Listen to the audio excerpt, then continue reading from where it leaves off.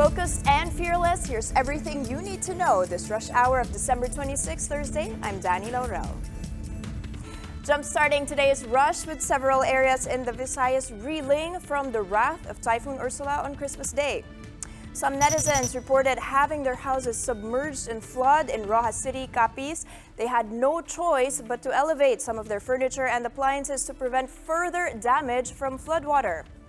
The same situation happened in Tacloban with flood ruining Christmas celebrations. In fact, this house turned into a makeshift evacuation center with residents all gathered in the upper level of the house. Photos from the Philippine Red Cross also showed some dilapidated galvanized steel roofs left on the streets in Tacloban following Ursula's onslaught. Some electric posts and uprooted trees also blocked roads in Tacloban. These damaged electric lines reportedly caused blackout in the city. Now over in Luzon, even the South Luzon Expressway was not spared from Ursula's impact. Ankle-deep flooding was reported in the expressway, causing traffic in Bicutan. Because of the damage caused by Typhoon Ursula at the Calibo Airport, some flights today and tomorrow have been canceled. These canceled flights are now flashed on your screens.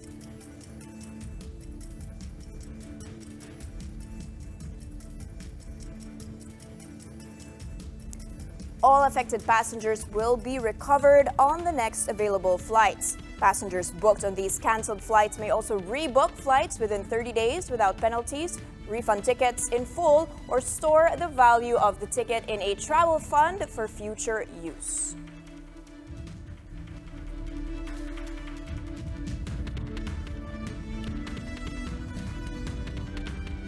Typhoon Ursula has slightly slowed down as it hovers the West Philippine Sea. To tell us more on that, we have with us Pag-asa weather forecaster Raymond Ordinario. He's joining us live from the Pag-asa weather forecasting station in Quezon City. Raymond, could you please give us a rundown of the areas that are still under this tropical cyclone wind signals?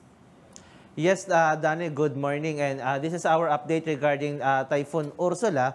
That was as of 4 a.m. is already over the West Philippine Sea, around 155 kilometers northwest of Coron, Palawan, having a maximum sustained winds of 130 kilometers per hour near the center and gustiness that may reach up to 160 kilometers per hour. It's still moving slowly at a 15 kilometers per hour on a west-northwest direction. And because of Typhoon Ursula, Tropical Cyclone Wind Signal number 2 was raised over the Calamian Islands, which includes Coron, Culion, and Busuanga. Meanwhile, Signal number 1 was raised over Bataan, Cavite, Batangas, Oriental Mindoro, Occidental Mindoro, including the Lubang Island, and the rest of extreme northern Palawan, which includes Dalina-Pacan and El Nido. And those are our areas which are still having a risky sea travel still over those areas. Danny? Raymond, but until when can we expect this rainy weather exactly? When will it be exiting the PAR? So, Typhoon Ursula is moving towards the West Philippine Sea and is expected to exit our area of responsibility on Saturday morning. We're going to expect a gradual improvement on weather condition over the western section of southern Luzon, which includes the Occidental Mindoro provinces and northern Palawan today. And for the areas that has been traversed or affected by this Typhoon Ursula, they're already we are expecting an improved weather condition, having some isolated rain showers due to localized thunderstorm. Okay, Raymond, so hopefully tapos na by Saturday, but will there be any other weather disturbance this year? Will this be the last tropical cyclone na talaga to hit the Philippines?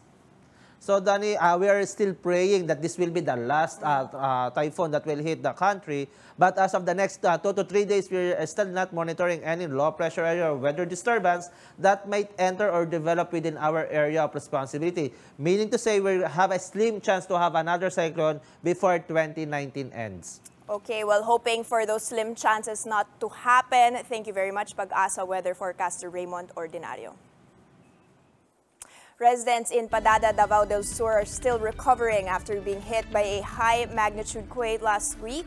Christmas there was not as festive as some had to spend it in evacuation centers. Jem Avancenia has this report. Evacuees at Padada, Davao del Sur spent Christmas Eve in temporary shelters. Families here tried their best to hold the traditional Noche Buena feast. Sa unang Christmas, namin dyan Miss Balay. Yung karon, dyan lahi ra dyan. Ang sige inyong handa?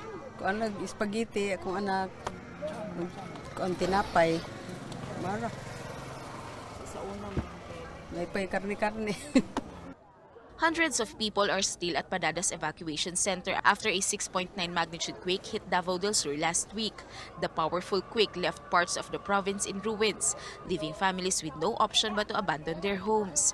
But the Christmas spirit is not entirely lost. Groups distributed gifts and food to the victims of the earthquake. Among them was this family from Digo City who gave children some clothes. Salamat kayo na naay binaskuhan karong adlaw ha gyud. Pasko. Bagay kayo sa iyaha. Salamat kayo. But if there is one Christmas wish residents want, it's to have an end to the aftershocks. That way, they will be able to return to their homes and get their lives back on track. Over at Barangay Talomo in Davao City, people are lining up at the house of President Rodrigo Duterte for their Christmas presents. Some even lined up the night before. Alas 11 sa gabi eh. Wala kay, alas 11 na, ang pamasko po, hindi naman nagkarobato na, ito na. Hindi, siguro, hindi kay Gracia man eh. Others came from as far as Bukidnon. Yes, alas 2 hapon. Bakit sir talagang mukhang ang aga nyo sa pila? Kahapon pa pala kayo. Marami mang tao.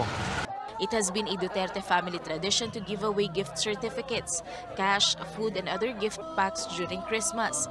The tradition is now being carried out by Mayor Inday Sara ever since President Rodrigo Duterte assumed office.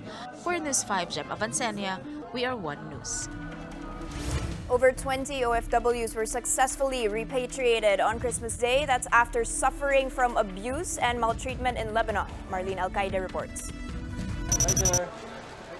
Foreign Affairs Secretary Teodoro Locsin Jr. himself welcomed the more than 20 overseas Filipino workers from Lebanon who arrived back to the country on Christmas Day. Some were human trafficking victims, while others wanted to escape abusive employers. Jen worked as a domestic helper in Lebanon for more than a year. She managed to escape just last month. Hindi kasi tumakas po ako sa amo ko. Kasi ako lang po sa pagkain. Tapos nananakit po siya minsan. Tapos nagsasalita ng masama. Yun po. Tapos natutulog ako alas 6 ng umaga.